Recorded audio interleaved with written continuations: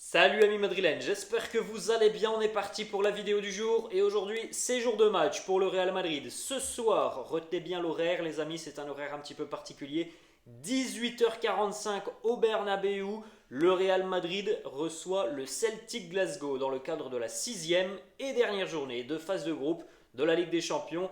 Objectif pour les merengues ce soir, valider la première place du groupe. Pour cela les amis, il faudra s'imposer face aux Écossais du Celtic. Pour rappel, au match aller, le Real s'était imposé 3-0 en Écosse. Si le Real ne s'impose pas ce soir, s'il y a match nul ou une défaite, alors il faudra attendre le résultat du match entre le Shakhtar et le RB Leipzig. Un match nul pourrait tout de même qualifier le Real, mais il faut que le RB ne s'impose pas face aux Ukrainiens du Shakhtar. Bref, le plus simple les amis, on va le dire comme ça, c'est une victoire du Real Madrid qui qualifiera les merengues en tant que premier du groupe. S'il n'y a pas de victoire, eh bien, il faudra attendre le résultat du match entre le Shakhtar et le Real. On continue les amis avec les deux, une des quotidiens madrilènes. Le quotidien AS qui titre Los Jueves al Sol.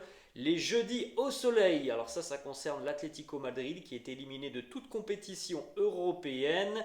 On a en haut une petite information qui concerne le Real Madrid. Vinicius para acabar leader. Vinicius qui sera le leader de l'attaque ce soir face aux Écossais du Celtic. Ensuite, le quotidien Marca qui nous fait aussi une sur l'Atlético Madrid. Et en ce qui concerne le Real, c'est en haut. Una finale inesperada.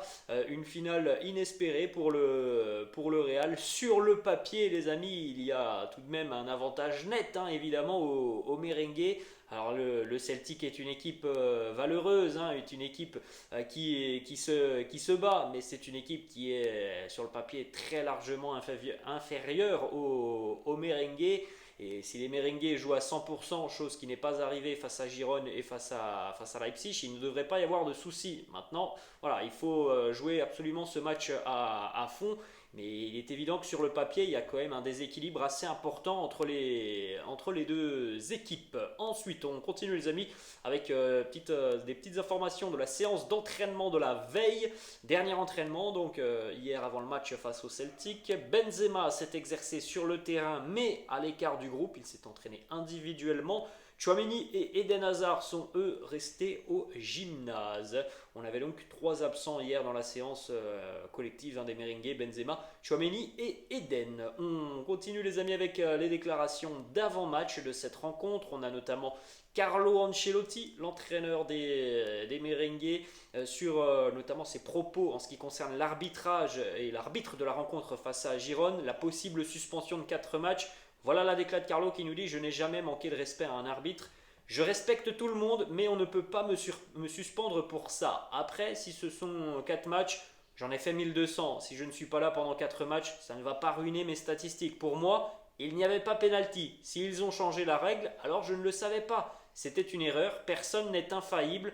En tout cas, il l'a bel et bien dit, il n'y a pas pénalty, c'est une question de football. Ce n'est toujours pas clair. S'ils nous disent que c'est un penalty, ils doivent l'expliquer. Je ne suis pas stupide.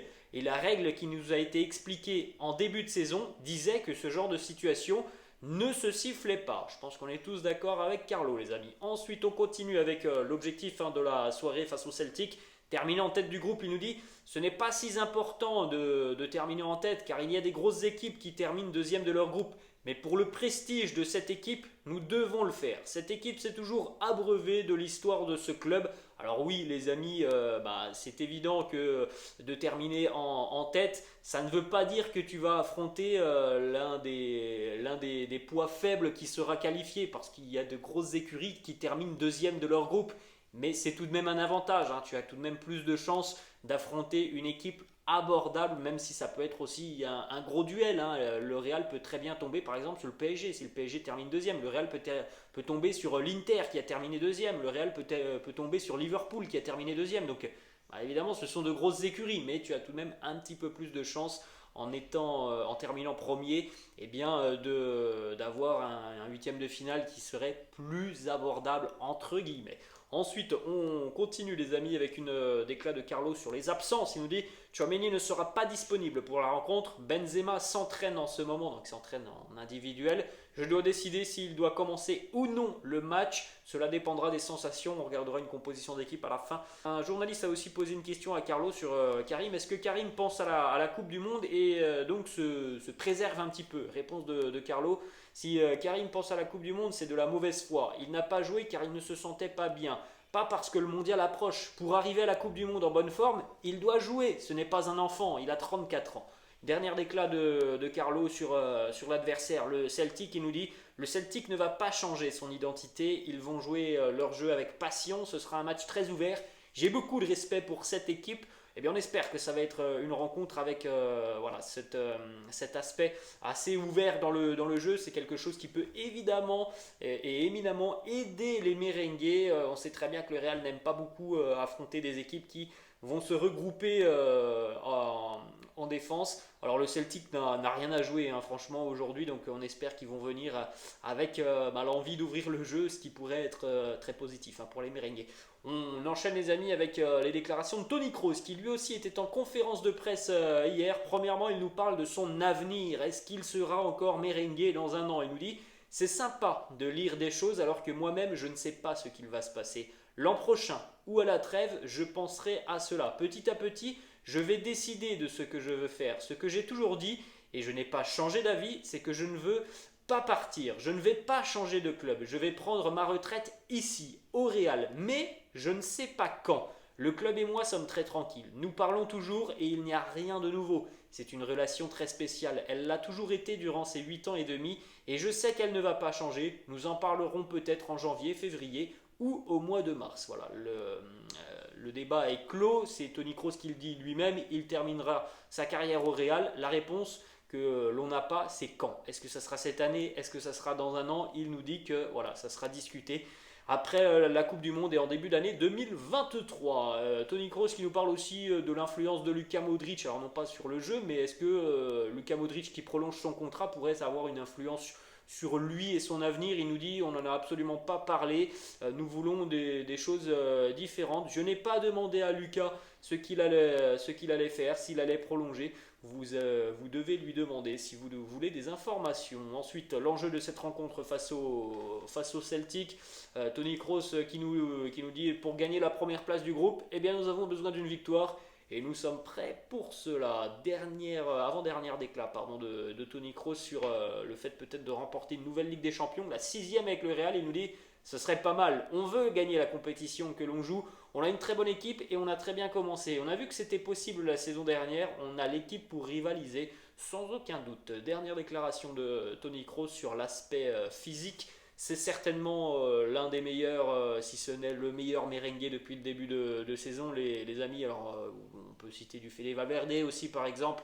Je pense que Toni Kroos fait partie du top 3 hein, depuis le début d'année. Il nous dit physiquement, je ne suis pas fatigué, je me sens très bien, sachant que je vais avoir du repos puisque je ne joue pas la Coupe du Monde. Il nous reste 3 matchs que nous voulons gagner. Alors voilà, hein, Toni Kroos qui lui, pendant le mondial au Qatar, va pouvoir bénéficier de petites vacances avec sa famille, puisqu'on rappelle que Toni Kroos a pris sa retraite internationale. Et on rappelle aussi à Toni Kroos qu'il ne jouera vraisemblablement que 2 matchs sur les 3 prochains du Real, puisque lundi face au Rayo Vallecano, il sera suspendu. On continue les amis avec le groupe du Real Madrid pour la réception des Écossais du Celtic. Vous pouvez jeter un petit coup d'œil les amis. Alors les informations, Karim Benzema est bel et bien présent dans le groupe, même si il ne semble pas être à 100%.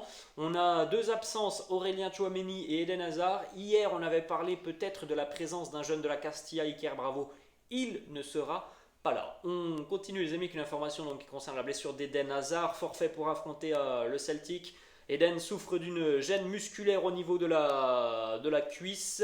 En ce qui concerne Aurélien Tchouaméni, lui aussi est forfait pour affronter le Celtic. Aurélien Tchouaméni, victime d'une surcharge musculaire. On va terminer les amis avec la composition d'équipe probable du quotidien Marca. Je n'ai pas réussi à trouver celle du quotidien ce matin. Donc voilà la composition de Marca qui nous propose Courtois dans les buts, Alaba, Militao en charnière, Carvajal, Mendy sur les côtés, Camavinga, Kroos, Modric au milieu de terrain, Vinicius, Rodrigo, Valverde en attaque. Donc comme vous pouvez le constater les amis, Karim ne devrait pas, on utilise le conditionnel, ne devrait pas être aligné en tant que titulaire.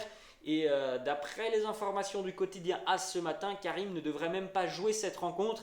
Si Karim vient à entrer en jeu ce soir, ça veut dire que ça se passe mal pour le Real et qu'il faut, il faut aller chercher un résultat. Mais normalement les amis, si ça se passe bien, Karim ne devrait même pas jouer. En tout cas, c'est le quotidien AS qui nous annonce cela ce matin. Voilà les amis, la fin de cette vidéo. J'espère que ça vous a plu. N'hésitez pas comme d'habitude à lâcher un petit pouce bleu. N'hésitez pas non plus à vous abonner à la chaîne. Et puis pour ceux qui le souhaitent les amis, pour une fois que l'on a un horaire assez sympa en Ligue des Champions, un match à 18h45, le débrief ne sortira pas à minuit ou 23h30 comme d'habitude. Donc pour ceux qui le souhaitent, n'hésitez pas à revenir aux alentours de 21h pour le débrief de cette rencontre. Je vous souhaite une très bonne journée et je vous dis peut-être à ce soir. Ciao!